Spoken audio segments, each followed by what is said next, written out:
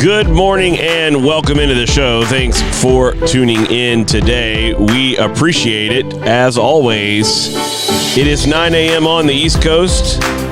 It is 6 a.m. out west and all time zones in between and around the world. It is Daniel Workman coming to you live from the Dreamadginate Sports Studios. Hope you're having a great day. It's Friday, May the 1st.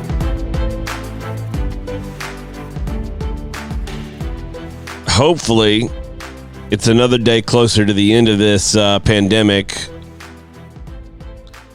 Hope you're staying safe out there, and those closest to you are doing well. Lot of rumors surrounding where we're at and what leagues are going to go back online and what leagues are going to cancel, and there's just until announcements are made, there's just no way to fully know, where we're going to be. But the bottom line is that we're just in a place of uncertainty, and we've talked about it recently on the show, how uncertainty factors into the greater landscape of American soccer, and how the Federation doesn't do a lot to alleviate uncertainty, to create a sense of security and confidence in the marketplace, and instead they abandon a lot of their leadership responsibilities, obligations, and instead it is a it's a kind of a vacating of duties, and it's the Wild West in its place, and that is certainly a situation where we see ourselves, and when we zoom out into the global picture, what's going on, what is taking place around the world, what kind of insights can we gain? It's a mixed bag. Some leagues have canceled, some leagues are holding out. We don't know where all of that is going either, and because of that, it does create uncertainty around the world, and in so doing, you have where we are today.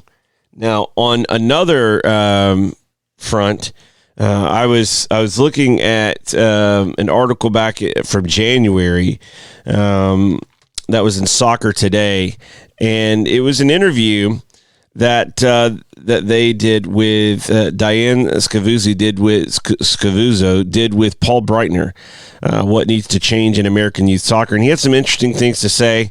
I don't know if everything he said from a German perspective is applicable to the American perspective, but I do think there are some things that we should, kind of examine, rethink, in a way compared to what he was saying. And he is, he's someone that sees the game differently than a lot of American coaches. The first question that Diane asked of Paul is a question that I've heard asked about Iniesta and Xavi, even Messi. Three players that are not the tallest players in the world, and she asked him if Paul were a player who had been developed in America, would he have gone on to be a professional player who scored in 2 World Cup finals?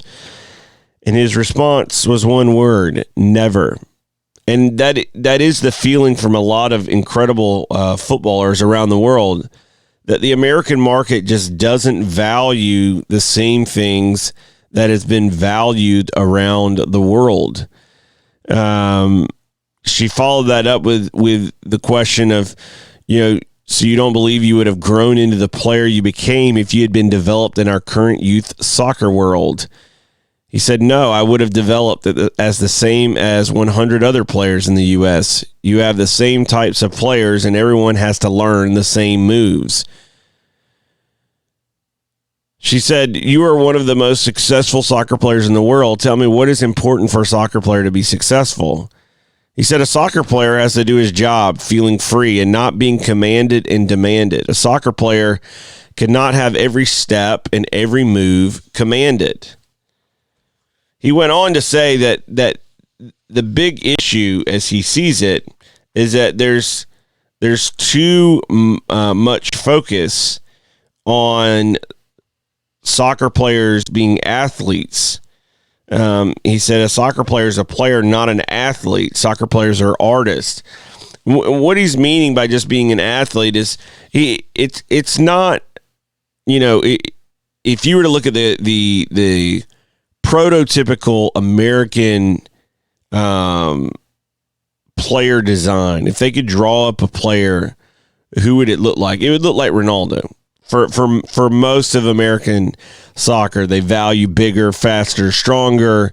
He's got all of the looks that American soccer cherishes. They value, they covet. And so when Paul says they're not athletes, what he's talking about is that it's not just about being physically fit or bigger, faster, stronger. There's more to it. There have been, physically gifted players in world football, and that has not necessarily been the cause for their success. If Cristiano Ronaldo only focused on the things American soccer have generally focused on, he would not have become CR7. He might have been a professional, but he wouldn't be who he is. And that goes to really what he's trying to say, which is soccer players are creative players. They're artists. They're intelligent players. It doesn't mean you have to be a mad genius, but we have confused this idea that a footballer, that a soccer player has to be somebody that can outrun you, outjump you, that outlast you in a purely physical context. And so when we look at rosters and we go, man, that kid can't run, or that kid's not, very fast, or that kid's not very tall, etc., we kind of set them to the side and we look at the kid who's quick. Man, he's got quick feet. Ooh, he can outrun them. Ooh, and we get caught up in the physicality. But where is the mentality that complements that? Where's the artistry, the creativity, the intelligence of the player? One of the reasons why our system, there are many reasons why our American youth system is struggling to produce players at a rate and at a level compared to the rest of the world, or better than most of the world, is because of many factors. We've talked about pay-to-play soccer on the show many times. One of the areas where I think the struggle is real and not talked about enough is this subject, this context. What Paul Breitner was really laying out is the reason we struggle is the picture that we have in our minds. And what I mean by that is we're looking at the wrong metrics to judge a player. We don't look at their intelligence. We don't look at their creativity. We don't look at their innovation. We don't look at their flair. We don't look at their technicality. It's much easier to walk by a training session and pick out the biggest, the fastest, the strongest kid. But we've gone too far in relying on that. Physical traits, physical success, and we haven't actually factored in who they are as a player. How do they really play?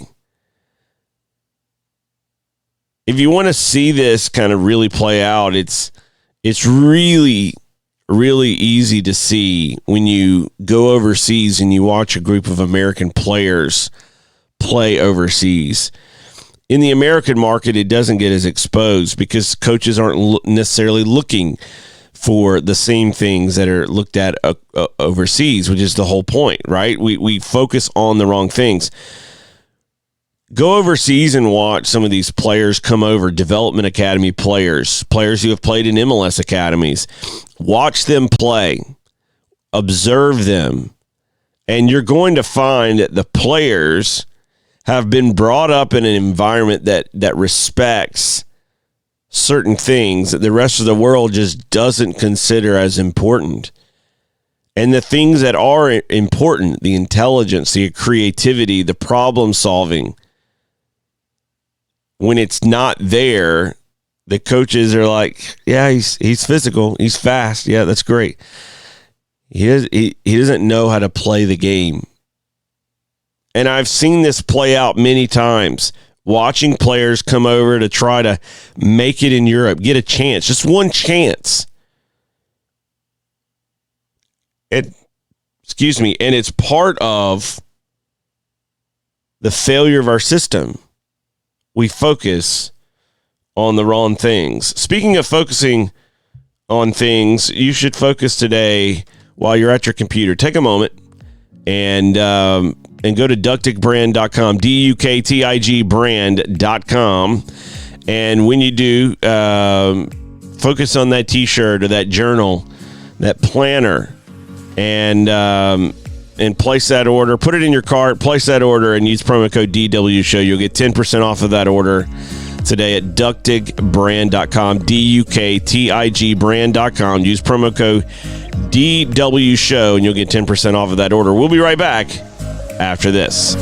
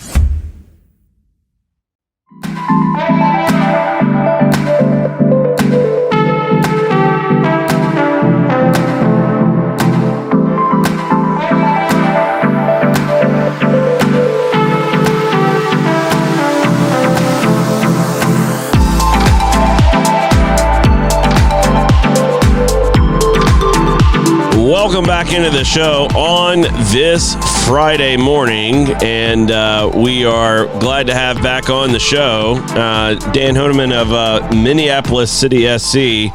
Dan, welcome in. How are you this morning?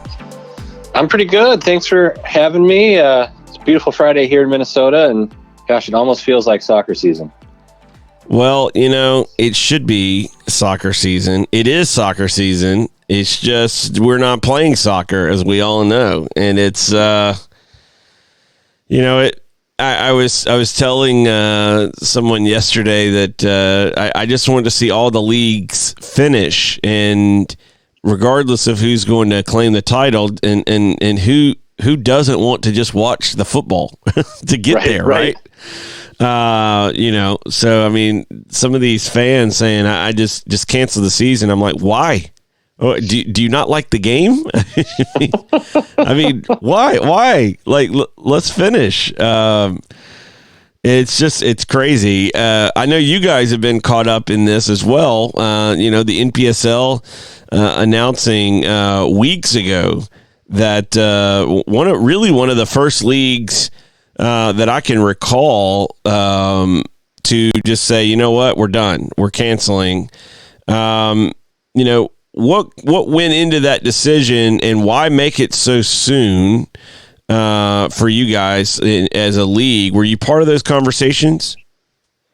So I wasn't directly part of those conversations, although they were relatively decentralized, which I think is a good thing. So, they were talking about it at the league board level. And then there were discussions within each conference that went back to the board, and then the board made the decision that way. It's interesting because, when the decision was happening, my personal position was, yes, we need to be decisive about it, and the league was decisive, and good for them for doing this. But my personal position was, well, it's a little early. What if we took a couple weeks? We're not starting yet. But I was reminded that there were the NPSL California teams already in season. They'd already played 2 or 3 games, and so I think what drove the NPSL decision was that almost 100 teams, that big geography, teams already playing. And I think that decisiveness is pretty important, because it's one thing to lock down, figure out you're not going to play, and look forward to next season or whatever else you're going to do. It's a different thing, particularly for those teams in season, to put things on hold. Should they be training their players? Is it safe to train their players? When are they going to come back? There are a lot of those questions that as things have gone on and it started to hit us, that we've started to ask ourselves. So, it was kind of a long way of saying, gosh, I wish it didn't have to happen, but the California teams really drove it. And the discussions in conferences, I know in our conference, there are a number of teams who wanted to actually make the decision to cancel, because they were feeling a lot of pressure from sponsors who, were themselves struggling, facilities availability. There are a lot of factors that were sort of cascading down. And it was, they just needed a decision to be made. And again, kind of credit to the NPSL for making it. So in terms of the cancellation of the season, as it relates to Minneapolis City SC, internally, what were your club's conversations? Your season hadn't begun yet. Now you have a canceled season, and you're looking at, okay, what if things come back, or at least somewhat come back in the window when we normally like to play? What do we do? What were those internal conversations like for you guys as a club, as you were, trying to decide, first about where you land on, do you cancel the NPSL season or not, and then the aftermath of that cancellation as it specifically related to you guys? Well, we were in a maybe a different situation from some of the clubs, because we were maybe a week out from our first Open Cup game. So we had been in full swing, training 3 days a week for a couple months now. We had our new long sleeve special U.S. Open Cup jerseys. We had the travel plans. We were locked in to leave in a matter of days to fly to Chicago. So, and then the Open Cup decision happened, and then the NPSL decision right on its heels. So for us, we were in full swing, and things came to a screaming halt. And there was a little bit of sort of scramble because we had to, we had all these commitments to training facilities, and then we had to work with U.S. Soccer on what do we do for the travel plans and the hotels, and how does that work, and the credits, and so we probably had a couple weeks of just scrambling to bring things to a halt, and then we have a team, our U23 team that plays in the UPSL, and then we've been having a lot of conversations with other teams. Can we play? When can we play? And we have a member board, so made up of our fan members, and we've been talking to them about kind of like the decision making process and what should we do and what's safe and all that. So there was this flurry of activity early on, call after call, and what we ended up, and so we ended up just sort of getting everything stopped. Like the train took a while to stop. And then we looked around, and we've been spending the time since then looking for options. Are we going to be able to play this summer? I wish we knew, but we still don't yet. As our state's stay-at-home order gets extended, what other clubs are going to play, what facilities are available. There are a lot of those questions that things change day to day. Yeah, I mean, one thing that I don't think people really fully grasp, I talk about it on the show a lot. It's this topic of uncertainty, and that when you create uncertainty in a marketplace, there are detrimental effects that happen. There are lawsuits even right now with the federation over the uncertainty. So the idea that the professional league standards, for example, have been altered over time, and you get this feeling that the goalposts are constantly shifting.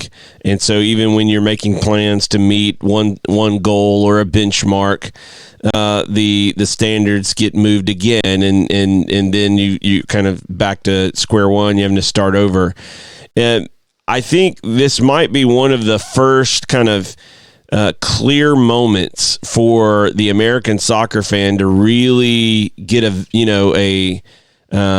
really good view of what uncertainty does to the American soccer ecosystem and the clubs within that system. You can't avoid it. I mean, the uncertainty is everywhere. We're dealing with it in all facets of our lives, not just soccer and sports, but we're dealing with it with our kids in education and school. We're dealing with it with our jobs, getting out, as you mentioned, the stay-at-home orders that are in effect in states across the country. So this idea of uncertainty, how has it made it so difficult for a club like yours to do anything, not knowing when the end is coming? I mean, that's such a great point, the point of uncertainty. And in fact, that's the conversation we had with our member board earlier this week before we set a deadline for ourselves to decide, are we going to play between May 15th and July 15th? Because we were finding that we were spending a ton of cycles on trying to find all these options. Okay, so if we were able to set up this little mini tournament or these games with these teams, what's the financial look like? Do we have the facility available? Are there vans and buses and all that? We're spending an enormous amount of time on this, trying to figure it all out. We had no answers for people who bought season tickets, or some of our fans who rightly wanted to know, hey, are we going to play? Like what's happening? And it became this huge time sink to go over and over in like what we're doing. And that's where, with the NPSL getting out ahead of it, at least they were decisive. And we made the choice to try and find alternatives to play if we can safely do it. So, that's on us to spend the time. But it's a lot of it's a lot of effort. And then, from things like the US Open Cup or the UPSL, which has, like 9 different ways that they may complete the season, but no real timeline on when they'll decide. That gets really difficult because we have to leave our players kind of hanging in the balance. It's difficult to make decisions. You don't know what you're committing to financially or not. So, being able to take the uncertainty, and there's always going to be some, but take as much of the uncertainty out of things is really critical. Because it's not like anyone is out here like making money, right? There's no margin, and so you have to be really really careful what you're committing to. But also from the player perspective as well, we can't just play tomorrow. We need 3 or 4 weeks to get these guys fit again so they can safely play. Otherwise, we're looking at terribly unsafe thing for players.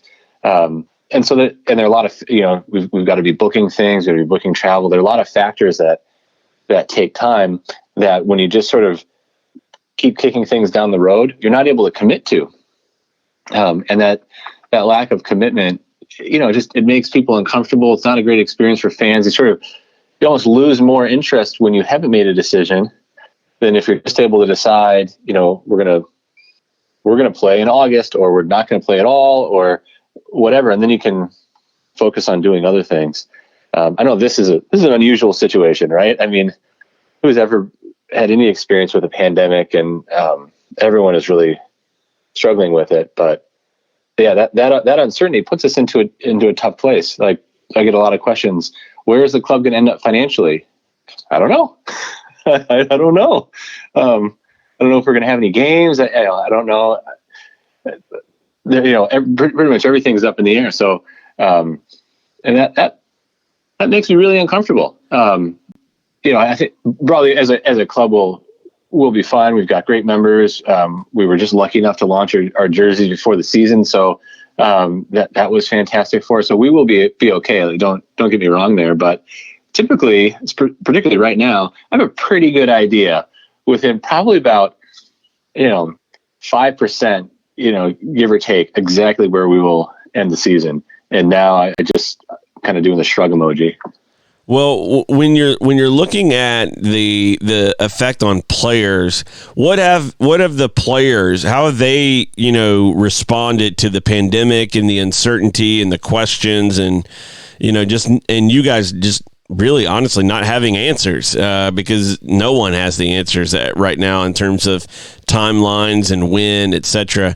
How have the players responded to this, and what have they expressed in terms of, from the player perspective, how the pandemic is affecting them? Yeah, I mean that's a great question, and for our guys, they all want to play. Right, like they love the game. They're young athletes. They want to get out there and play. They understand why we're not, but their enthusiasm is undimmed, and they've been, passing each other like juggling challenges and stuff like that on WhatsApp and on Twitter, and it's been pretty fun to see. But also, this really surprised me, and I wish I had been more prepared for it. But we've had a number of players who they're really into the club, and they want to do something, and they have more time on their hands than maybe they expected, and it makes sense because we ask a lot of time commitment from them. The training sessions, we'd be starting to play and all that right now, so they'd be in season, and so they have this big block of time that was uncommitted. We had a player who he's kind of a designer and artist, and he wants to start creating new kits for us for our 5th year in the NPSL next year, and he's got some crazy designs. We've got a guy who kind of wants to dig in just in terms of like ticketing and analytics and figuring out how do we do that. So we have these players who are volunteering to do things with the club. We've got a set of guys who are doing a kind of college recruiting webinar for high school kids, and they're just super keen to help out the club even though they're not playing. And like I said, I wish I'd been ready for that because we didn't have all these plans in place. We sort of didn't know what to expect. And how long, but that type of response is really, really cool. And I think it just sort of shows like there's a hunger for the sport. Everyone wants to keep their club alive and stay active. And seeing the players do that has been really great. And I wish I could give them answers, because they are doing their best to try and stay fit. But there's just only so much you can do on your own to get close to match fitness. And I'm certain that when it comes time to train again, they won't be as fit when they come back as they were when they left. In terms of the club culture, what kind of club culture have you guys created that has allowed you to attract those types of individuals, who happen to be players, but people that, want to be involved with the club, even though maybe right now their role as a player is on pause. They're like, hey, I'd like to jump in and help or learn about the ticketing or design some jerseys or all the different things you've mentioned, the webinars, etc. What do you think it is about your club culture that has allowed you to attract those types of players and people into the club? I think that I think there are a couple of things that when we set out to be a club that we would have liked to play for, the kind of founding group. And so there was a dear friend of mine who, I've known him since the 80s. We grew up playing soccer together. And then it started with us and a friend of his. And we kind of met this network of people. And we had these principles in mind that we do our very best to live up to. One of them is, we don't ask anyone to do anything we wouldn't do. So, you see a lot of that kind of founding group and anyone who has sort of a leadership role, like they're getting into the muck and they're doing things. So we sort of created a culture of doers. We have this kind of principle of transparency. We share our budget. Anyone can look at it. You can decide if you're doing a bad or good job. We share what's happening out to the players. We tell them, here's what you're going to get. Here's why. Here's why we train the way we do. Here's how we select the teams. We try and be extremely transparent so that we're kind of honest and everyone knows what's going on. And I think that sets up kind of the next part too, which is we really consciously try and have fun. Or like that's kind of the purpose. And sometimes it gets a little bit ridiculous, like on social media, but that's allowed us to attract a group of fans the way that we have, and a group of players, because you can see it's just a group of regular people. Everyone can get involved. We're inviting you to dig in, and we're going to be honest about how it happens. And you know what? You might even enjoy it. And so we've found players who have played in different clubs and different leagues, and we get a lot of them who come from USL2 and others who come back because they love the culture.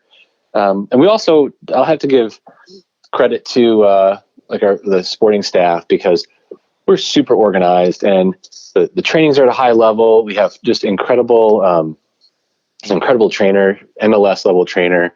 We have a lot of the things that players would be looking for anyway, but having that overall culture and frankly that those examples of people just getting into it and having a good time, I think invites people in. And then once they're in, they recognize, this is kind of a blast. And when I contrast that with other clubs, I think sometimes, particularly at this level, everyone's dream is, I'm going to have I'm going to have my own, Chelsea, and I'm going to be Abramovich, and, I'm going to sit in the box and it's going to be awesome. And believe me, that would be awesome. I would love his yacht. I would love Stamford Bridge. Those things would be cool. But that's not what we are. And that's certainly not what we set out to be. And when you take our kind of a little more ramshackle, people-driven approach, I think the players get bought in a different way. Because, if I had a choice as a player, I'd rather play for like a bunch of dudes and girls who are having a blast, trying to create something in the community. I'd love that. I play way harder than some dude up in a box who's going to fly his helicopter off to a yacht. And I mean, no one's doing that in the NPSL, but there's a matter of attitude that builds into the culture. And I think that those principles and that kind of like flying circus of weird is a thing that like the guys have gotten into. And I mean, we don't really lose players. Players, they always want to come back. And yeah, I think it's all culturally. So in terms of the American soccer ecosystem, news came out yesterday from FC Cincinnati, the team, the MLS team based in Cincinnati, about the fact that like 90%, I think he said, of their revenues are based on match day revenues. Butts and seats, cars in the parking lot, etc. And so, getting very little from any other source of revenue, whether that be sponsor deals, whether that be television money, which around the world is the big driver of the economic engine for countries. And that's not just at the top level. That money filters throughout the entire system. It provides the revenues that allows federations and leagues to have money to distribute. That's the only way to, that type of commercial revenue is the only way to have, exponential financial growth. If you've only got, let's call it a round number here, 20,000 seats in a stadium, there's only so high you can go on your pricing before you hit a wall, and fans go, enough's enough, we're not paying anymore. And so the only way to see funds come into a league and into a club is with that commercial revenue that can come from outside of that fixed number, that taps into a wider viewing audience, et cetera. So you're able to leverage that.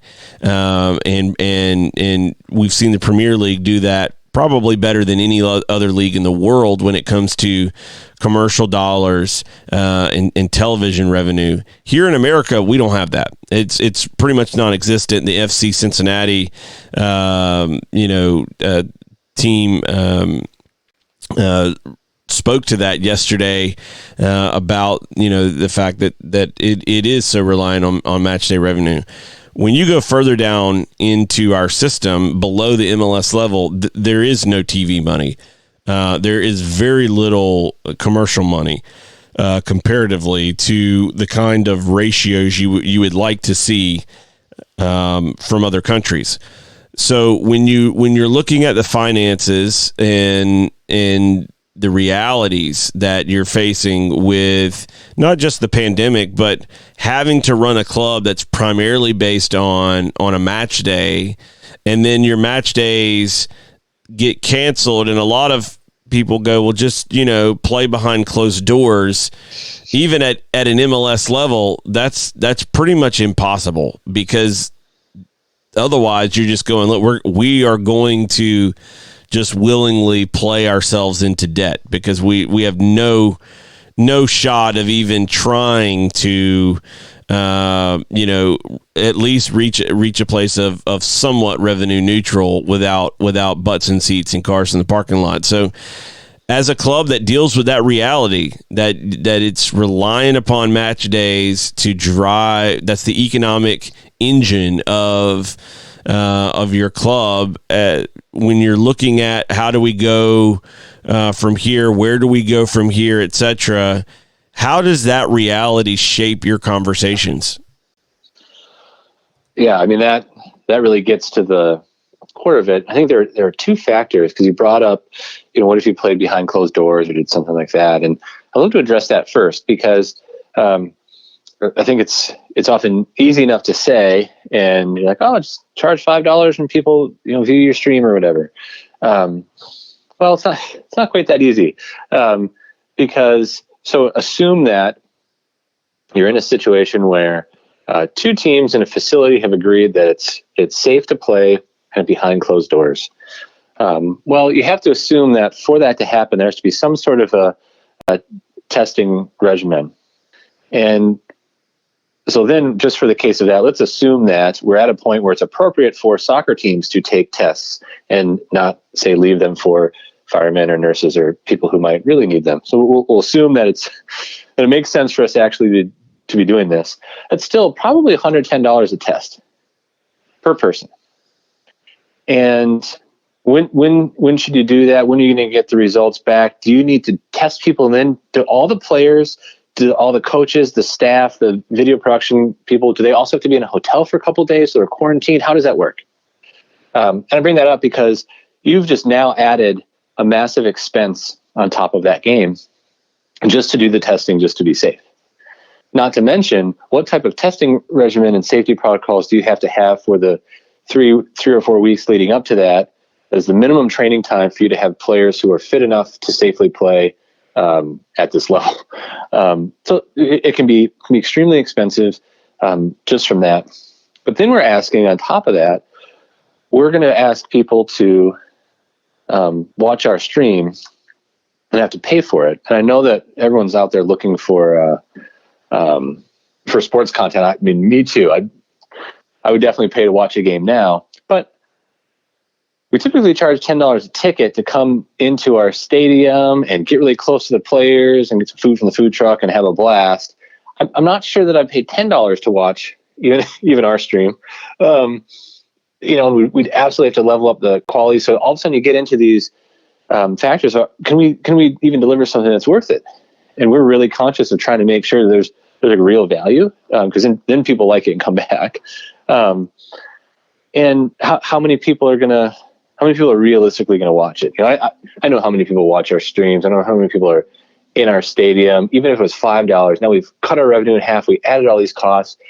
It becomes very difficult for me to see how that works financially.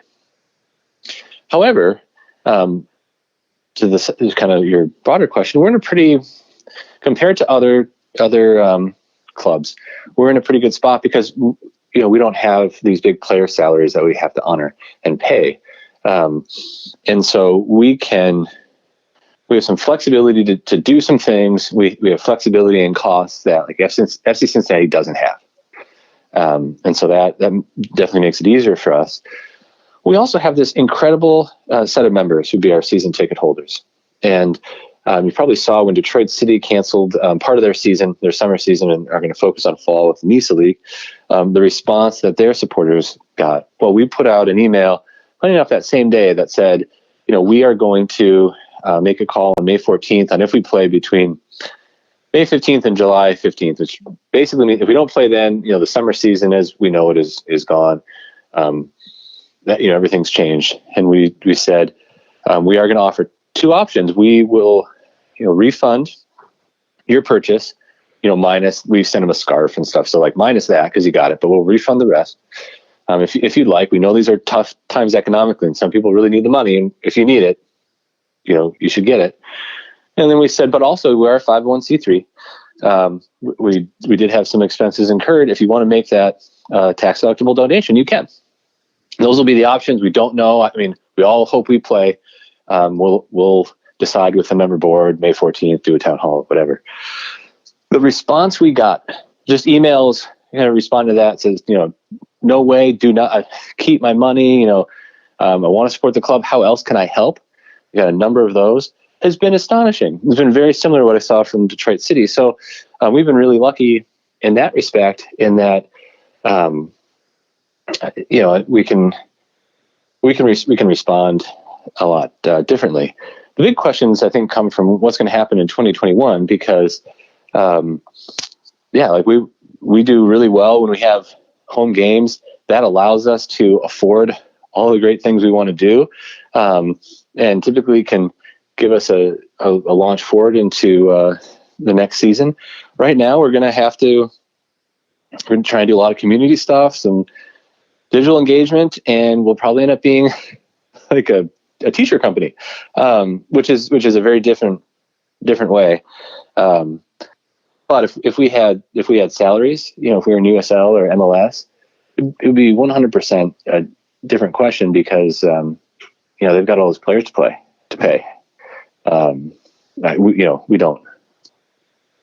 So you're saying, if I get this right, that if you actually build a culture that creates true community, that in hard times they come together. Is that what you're saying?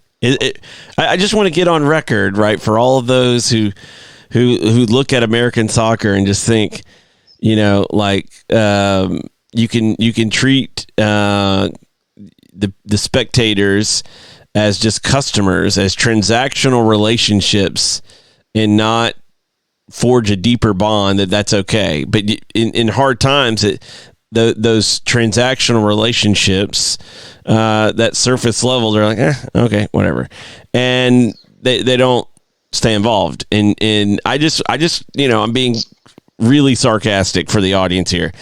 But for a club like yours, like Detroit and others, who have actually taken the time to try to forge a deeper relationship, in a community-minded relationship with your players, with your staff, with your supporters, etc., that you actually try to come together during the season, as a club culture, as bad as this is right now, as a club culture, how satisfying and gratifying has it been for you guys to see the response of your supporters in this, unprecedented time? I mean, it's been incredible, but I think you hit on it too. It's all about the culture. If you end up treating your supporters like, revenue maximization targets or brand ambassadors or anything that's not human or personal, it's just obviously commercial, then you shouldn't be surprised when they treat you like the corporation you are, right? If you treat them a different way and try and build a culture and truly get into this together, then they'll treat you like that. And it's just what your mom said, right? Like, it's a golden rule type of thing. But I think it is an important lesson, and it's one that, you can do at greater scale. You don't have to be small like us. And it makes a huge difference.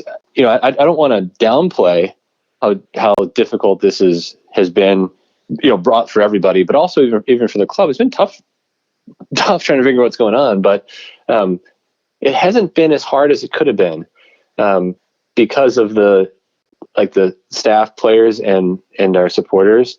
They are so behind us, and they just want us to get to 2021 or get to later this summer and play or whatever. They're totally behind us, and that type of feeling, gosh, it feels good. It feels really good. I feel really lucky that we are where we are.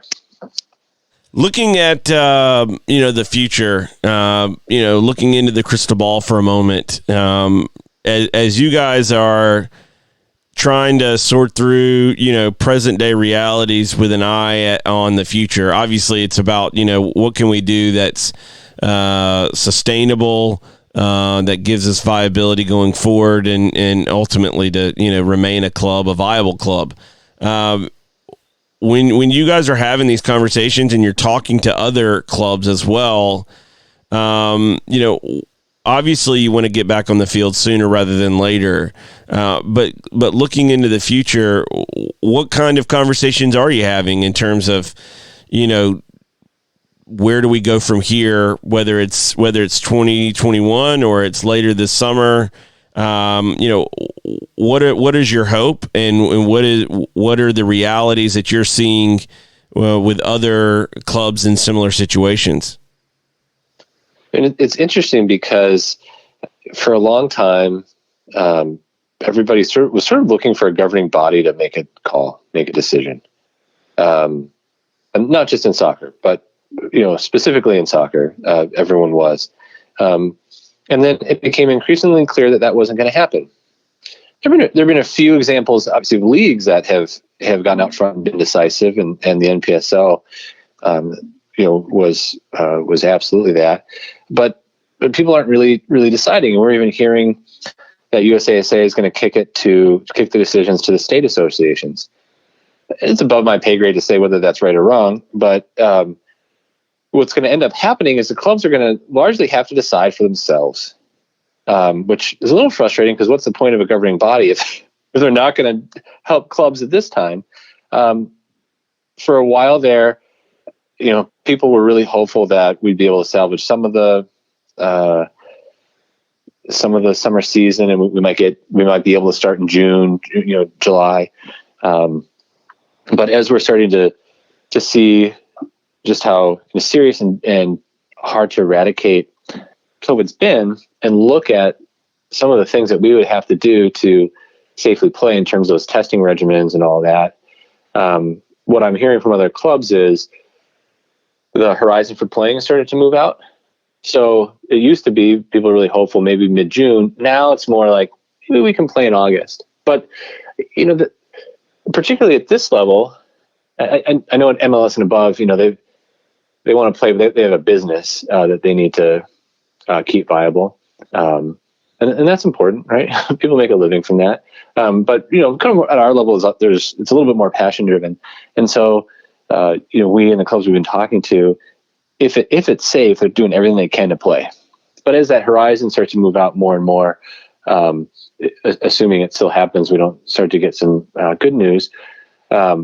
I can see things starting to shift to 2021, and we've seen some clubs that have already done that. Whether it's because their facilities have told them we're closed for the summer, or for kind of other reasons. I know, sponsorship. It's pretty much all dried up, and we called our sponsors and said, don't pay us, stay in business.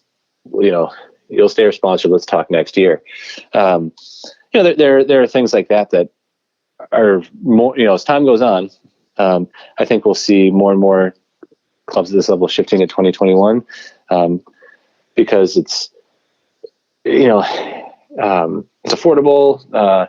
It's more realistic, and eventually you need certainty, and that's why we set our date for May 14th. We just have to decide at some point, and figure out what we're going to spend all of our energy on.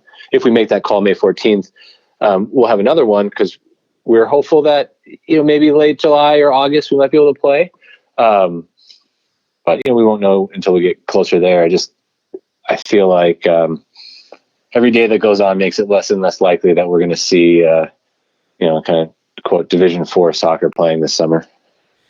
How has the lack of communication and leadership from the federation impacted you as a club during this time?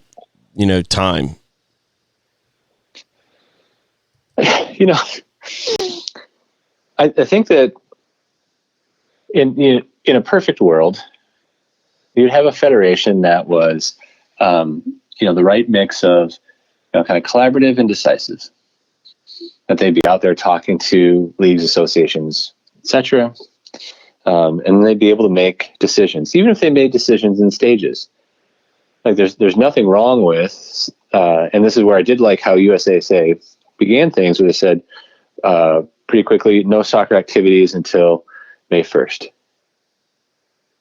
Well, that was pretty decisive. We knew what to do with that, and everybody could safely make that move. It's as we're looking forward in this kind of middle time that not knowing is really problematic, because take things like the Open Cup. That's out there somewhere. We think, we don't know. Are we going to play in it? When are we going to play in it? Who's going to play in it? And I know they're trying to figure that out, but and I'm sure they're talking to MLS and USL. But oftentimes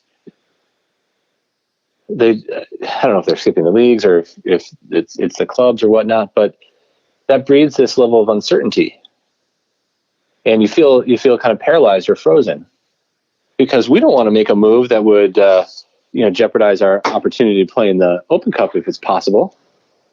But we just don't know, and it's the same thing with playing this summer, or having the leagues. If there was someone willing to make a decision And that's where, again, I'll give NPSL credit. They went out and they made a decision, and it was a tough decision, because not everyone agreed.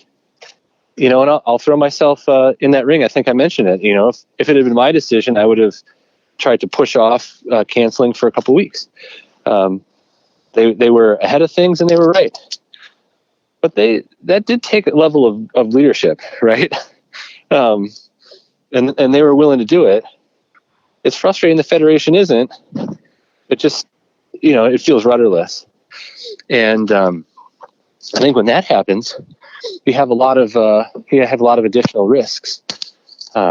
It's already hard enough to make it work in soccer.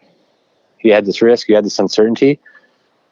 Who's going to come back? Is it worth coming back? Is it fun anymore? There are a lot of those questions that I'm certain people are asking, that if the federation had gotten out in front of it, maybe they wouldn't.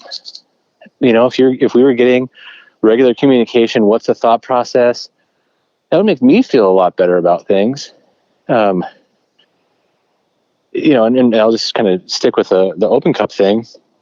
Instead we're stuck reading things in Sports Illustrated, and you had to reach out individually to get a response from anyone who could have told you whether that was true, that the article had said NPSL teams were out of Open Cup. And why didn't they just address that directly to everybody? I mean, it's just some of these things that seem so basic. That was a flurry of activity for a day and a half of people emailing and calling me, and me trying to reach someone and asking other owners. What a mess. What a waste of time. And stuff like that. I know it kind of seems small, but if you're trying to find out a way to save your club or save your club season, the last thing you need is a day and a half of screwing around because you're not getting a straight answer from the federation about one of their tournaments. It's frustrating. Yeah, I mean, that was recent with the termination of the Development Academy, right? News starts leaking out.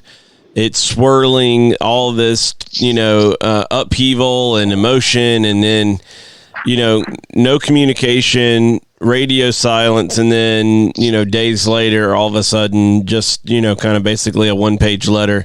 Oh, by the way, we've terminated the DA. And we're not going to leave anything in its aftermath. We're not going to provide any direction on what to do. It's just like, good luck. We're not going to actually be a federation that does our job. We're just going to let you guys figure out how to do it for us.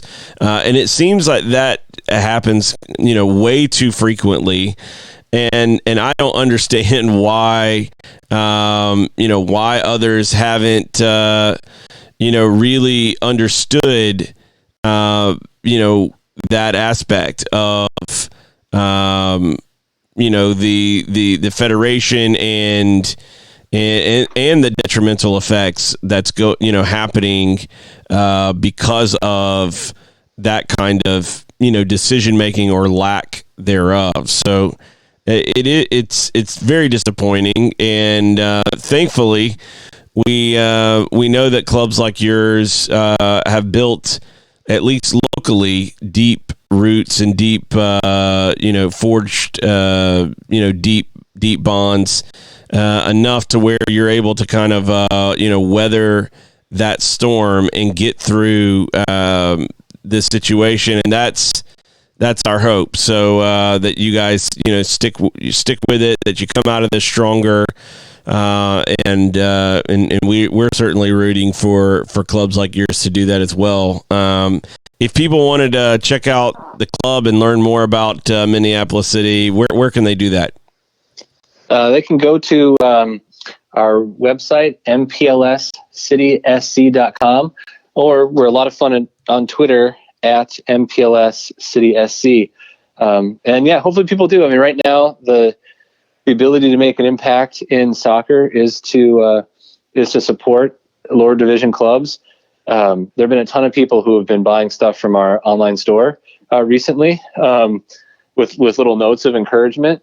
That goes a long way. Like it makes everyone feel really good and like we're doing something great. But also, I just have to say that even buying a t-shirt, buying a scarf, whatever, that helps clubs. It helps us a ton. It helps everyone at this level. And so it's a real impact.